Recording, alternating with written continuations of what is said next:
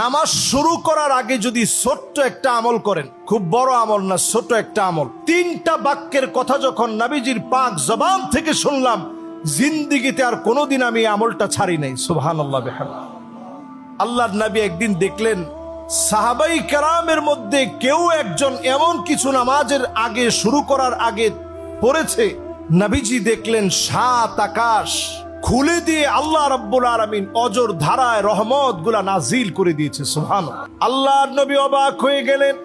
নামাজের সালাম ফিরিয়ে নবীজি বললেন, তোমাদের ভিতরে কে এমন আছে, এমন কিছু নামাজের ভিতরে তুমি পড়েছ, আল্লাহ পাক তোমার জন্য 7 আকাশের দুয়ার খুলে অজর ধারায় রহমত নাজিল করে দিয়েছে। কেউ হাত তুলে না।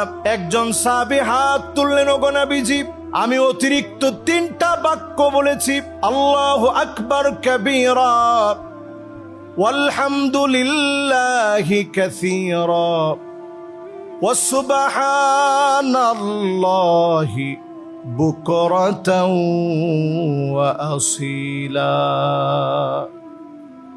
আল্লাহু আকবার কাবীরা ওয়ালহামদুলিল্লাহি কাসীরা ওয়াসুবহানাল্লাহি বুকরাতাও ওয়া আসীলা।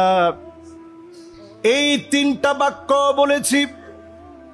আল্লাহর নবী বললেন, আমি যখনই দেখেছি 7 আকাশের দুয়ার খোলা হয়ে গেছে, অজর ধারায় আল্লাহ পাক রহমত নাজিল করতেছে, আমার বুঝতে বাকি নেই আমার সাহাবীদের মধ্যে এমন কোন একটা আমল হয়েছে যার কারণে মালিক খুশি হয়ে গেছে।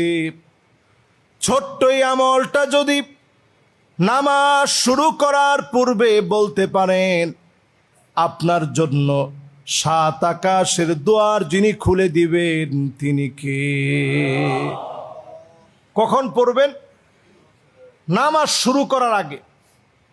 ইমাম সাহেব তেলাওয়াত করতেছেন, আপনি এসে দাঁড়িয়েছেন, মনে মনে ছোট্ট করে পড়ে ফেলেন, আল্লাহু আকবার কাবীরা ওয়ালহামদুলিল্লাহি কাসীরা ওয়া সুবহানাল্লাহি বুকরাতাও ওয়া আসীলা। সহজ না কঠিন? আমি একটু চুপ থাকি, আপনারা বলেন তো দেখি 1 নাম্বারটা কি? আর একটু জোরে বলেন তো 1 নাম্বারটা কি? মাশাআল্লাহ। আল্লাহর নামটা যেই তো সবচেয়ে দামি, বড় আওয়াজে আপনারা বললেন আল্লাহু আকবার কাবীরা। 2 নাম্বার